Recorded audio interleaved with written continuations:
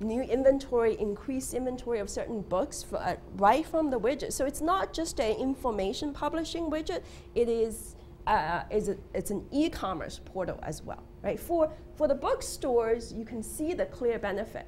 For Random House, they found a new viral distribution channel to give marketing information to their business customers. And this information is not easy to get to them in a traditional way, right? You could send them a pamphlet about what the top-selling books are, maybe once every month, and that can probably just end up in the recycling pile.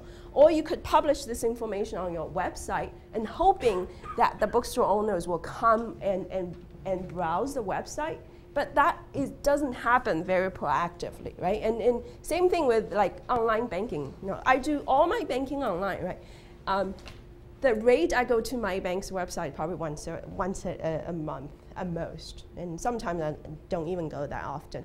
And if they want to advertise a particular new banking service, the channel of communication from them to me is very limited. You know, they send me stuff in the mail, I just toss it because I don't do anything in the mail anymore, and I don't go to their website that often. The only way they could get to me, the banks, if your banks are not doing it today, they have a team of people are looking at this very actively.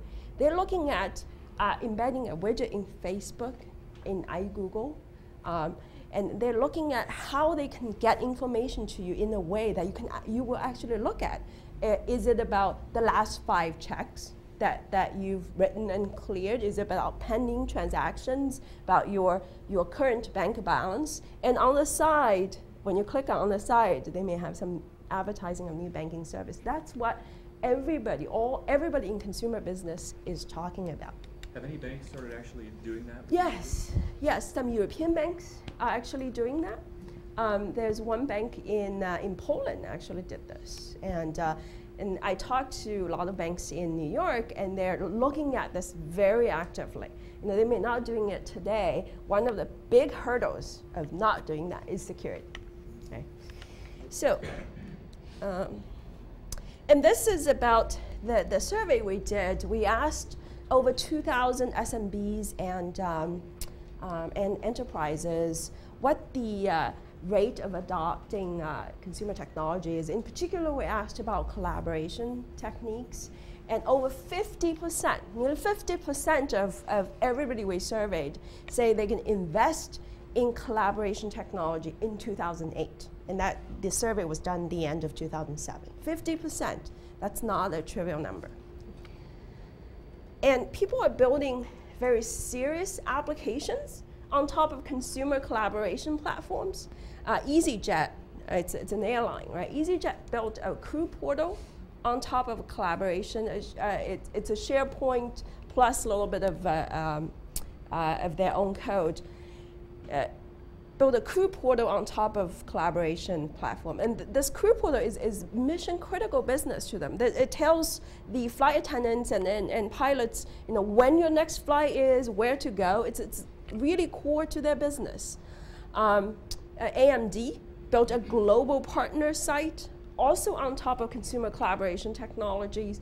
And this site allows partners, global partners, to share inventory information, product reviews, and everything that, if I have excess inventory, I can share it with another company that may want more of the inventory, and they can do real-time exchange of information. Many companies are building really mission-critical applications on top of these consumer technologies.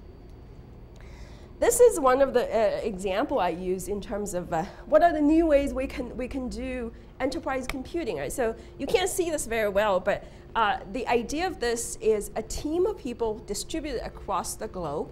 And many of you probably work in that kind of environment. Right? I have a team of my security analysis team is about 7 to 8 people, and they distribute across the US, and we have 2 in Europe. Right?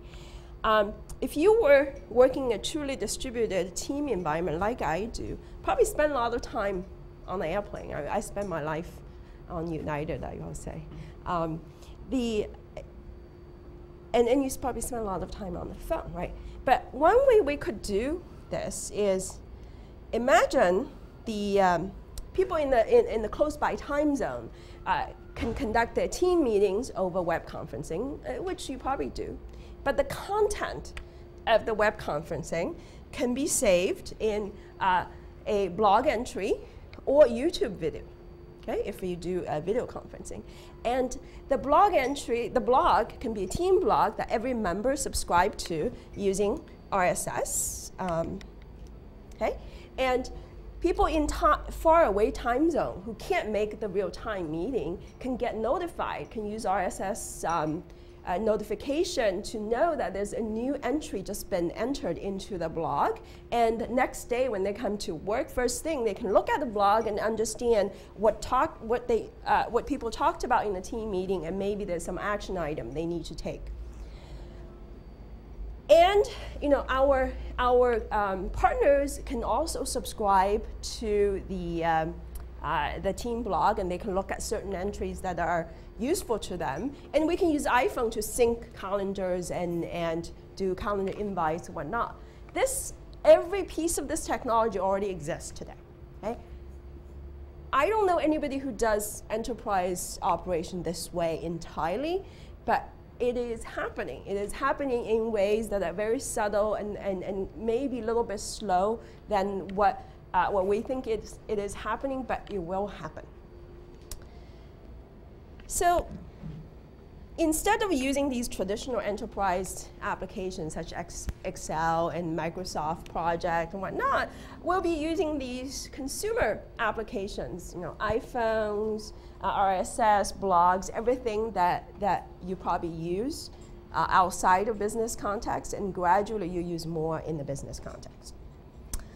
So perhaps when I go to my local Starbucks, and this is what I see when I open up my laptop that I Google, instead of seeing this, I may be seeing embedded widget in the iGoogle to look at my corporate calendar, to sync calendar, to look at the Siebel databases. Everything we do, like all the interaction we have with our clients are recorded in Siebel, right? And I hate Siebel interface, but this.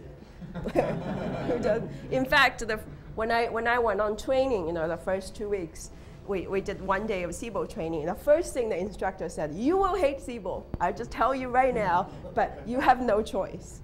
And instead of, yeah, I know, very sticky, right? So you imagine, all our interaction for the last like 6, 7 years are in Siebel, right? You can't move that. You just can't move that. It's very sticky business model.